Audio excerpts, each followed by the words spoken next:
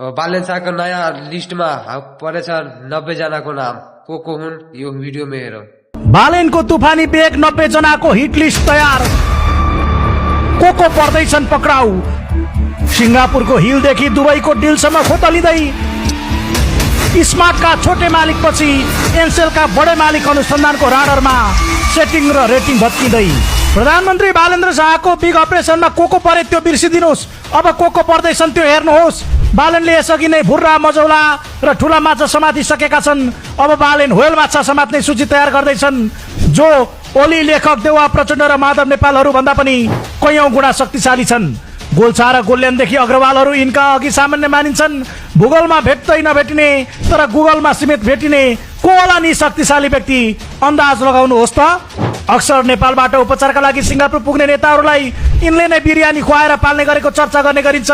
सिंगापुरको हिलमा बसेर दुबईमा डिल गर्ने यी शक्तिशाली व्यक्तिहरू कोही नभएर दूरसञ्चार सेवा प्रदायक एनसेलका मालिक सतीश लाल आचार्य हुन्। पुराना दलका नेताहरू यिनकै खल्तीमा थिए भन्ने गरिन्छ। सतीश लाल नेपाली मूलका सिंगापुरे नागरिक हुन्। एनसेल सतीश लाल र उनकी श्रीमती भावना सिंह श्रेष्ठको स्वामित्वमा छ। एनसेलमा सीआईबीले बिहिबार छापा मारेर केही महत्त्वपूर्ण कागजातहरू जफत गरेको छ। एनसेलका मालिक अब राज्यको अनुसन्धान राडरमा परेका छन्। राज्यलाई अर्बौं बक्यौता नतिरेको विषयमा लामो समयदेखि विवादमा रहेको एनसेल पछिल्लो समय स्मार्ट टेलिकमको सम्पत्ति कौडीको मूल्यमा सकारेर नियोजित रूपमा राज्य डुबाउने खेलो फाँडोमा लागेको आरोपमा अनुसन्धानमा तानिएको हो। सीआईबीले अनुसन्धान सुरु गरेपछि गत वैशाख 22 गते तत्कालीन स्मार्ट टेलिकमका अध्यक्ष सर्वेश जोशी पक्राउ परेका थिए।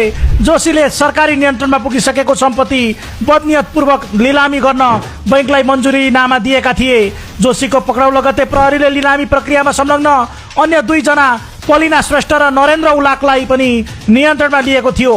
स्मार्ट टेलिकम राज्यलाई करिब 30 अर्ब बक्यौता नतिरेपछि स्वत लाइसेन्स रद्द भएर पूर्ण रूपमा सरकारको मातहतमा आएको थियो। तर लाइसेन्स खारेज भएको स्मार्टले 4 अर्ब 60 करोडमा एनसेललाई उपकरण बेचेपछि प्रहरीले स्मार्टका सञ्चालकलाई पक्राउ गरेको हो।